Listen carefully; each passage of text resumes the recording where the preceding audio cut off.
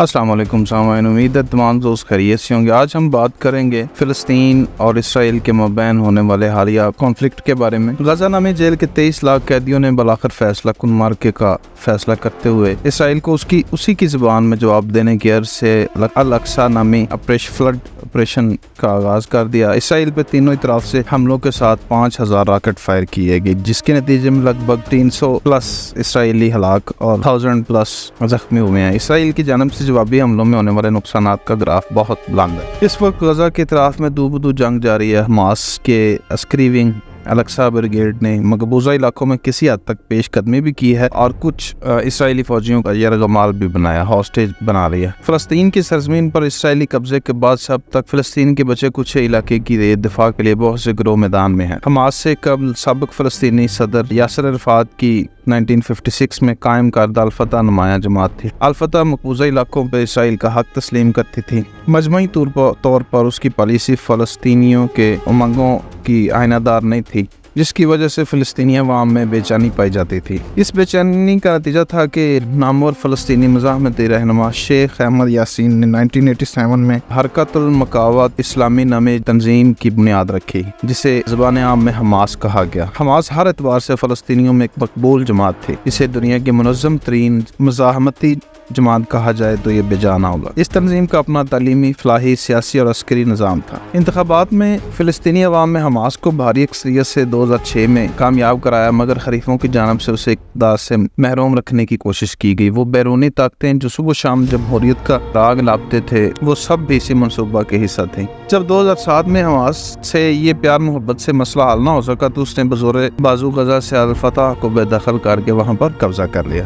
गजा पर हमास के कब्जे से अल-फतह को तो झटका लगा, मगर इसराइल के मफादात पर भी भारी ज़रब लगी। जवाब में से होनी रियासत इसराइल ने गजा की फ़ज़ाई, समंदरी और ज़मीनी कड़ी नाकाबंदी करके उसे जेल में तब्दील कर दिया। Guinness book of world record में तो नाम नहीं, मगर 23 लाख से ज़ायद आबादी वाले गजा को तारीख की सबसे बड़ी जेल करार दिया जा सकता है। इस जेल के करीब फटकने की किसी की भी हिम्मत नहीं। आपको याद होगा तुर्की ने गजा में फ्रीडम फ्लोटिला का नामी जहाज भेजा था, जिसमें अद्वियात और खुराक वगैरह थी, मगर इसराइल ने उसको तबाह कर दिया था। गजा के एक तरफ में समंदर, दो तरफ में इसराइल का कब्जा, जहाँ पर इसराइल का कब्जा है, जबकि तीसरा खुश्क हिस्सा मिस्र की सराहत से मुल्क है। इस जेल का सबसे अलमनाक पहलू यह है कि जो हिस्सा मिस्र से लगता है उससे भी फिलिस्तीनियों को आमदरफ्त और दरामद व बरामद की इजाज़त नहीं। अफ़गानी हुकूमत का एक कसूर ये भी है कि उसने फ़लस्तीनियों के लिए बॉर्डर खोल दिया था। सीसी हुकूमत लाई ही इसलिए गई थी ताकि वो इसराइली मफादात का तहफ़्फ़ुज़ कर सके मिस्र में। चनाचे अब जब जनरल सीसी चाहता है बॉर्डर खुलता है और जब चाहता है वो बंद हो जाता है। अब आते हैं इस सवाल की तरफ कि क्या हमास ने अचानक से इतनी बड़ी जंग क्यों छेड़ी। डिटेल के मुताबिक हमास और अहले गजा पे सख्त नाकाबंदी की सूरत में इसराइल का जुल्म 2007 से जारी है। इसी वजह से गजा की 60% आबादी बेरोजगार है और वहाँ गुर्बत रूज पर है। इसके अलावा इसराइल जब चाहता है फ़ज़ाई हमला करता है और जब चाहता है ड्रोन्स के जरिए फ़ज़ाई टारगेट किलिंग करता है। हमास का आज का हमला अमल नहीं बल्कि इन तमाम हमलों और बदमाशियों का रद्द अमल है। दूसरी बड़ी और अहम वजह यह है कि पहले फ़लस्तीनियों को दीगर अरब ममालिक से बहुत उम्मीदें और तवक्कुआत वाबस्ता थी। अब जब से अरबों को इसराइल से प्यार आया है और वो धड़ाधड़ उससे सफारती ताल्लुकात कायम करना शुरू हो गए हैं और उसके कब्जे को जवाज़ फराहम करना शुरू हो गए हैं, तब से फ़लस्तीनियों को रही सही उम्मीदें भी जाती रहीं। अब उन्हें लगता है कि जो अज़दा नमा मुल्क इसराइल उन्हें सन 48 से लुकमा निकलता जा रहा है, अपनों की बेवफाई की वजह से वो इस काबिल हो चुका है कि उन्हें यकदम हड़प, इसलिए वो अब मारो या मर जाओ का नारा लगाते हुए फैसला कुन टाकरा कर रहे हैं। अगर जीत गए तो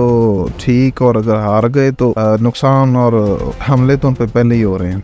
अब इस लड़ाई में रशिया और ईरान भी कूद पड़े हैं। रशिया ने अलीलान अमेरिका को धमकी दी है कि अगर तुमने इंटरफेयर किया इस जंग में तो इस जंग में और भी पार्टीज जो इंटरफेयर करेंगी। अमेरिका ने अपना एक बहरी बेड़ा जो कि जंगी साजो सामान से लैस है वो भेज दिया है और इस चीज़ को अपना ऑफिशियल प्रेस में जारी किया है कि इसराइल पर हमला, अमेरिका पर हमला कंसिडर किया जाएगा। अब इस हमले को और इस सारी कॉन्फ्लिक्ट को अगर ब्रॉडर व्यूज़ में देखें तो ये एक बड़ी जंग का पेशखैमा भी साबित हो सकते हैं और आने वाला वक्त बताएगा کہ آیا کہ یہ حماس کا فیصلہ درست ہے یا غلط، مگر اس ایکشن سے اسرائیل کا بہت نقصان ہوا ہے۔ کا ایئر ڈیفنس سسٹم جس پر اس کو بہت ناز تھا، حماس نے اس کو تباہ و برباد کر دیا۔ امید کرتے ہیں کہ اس کانفلکٹ کا اچھا اور بہتر سولوشن نکلے گا اور فلسطین کو ان کا حق ملے گا، ان کی سرزمین واپس ملے گی۔ ملتے ہیں نئی ویڈیو کے ساتھ، تب کے لیے اللہ حافظ۔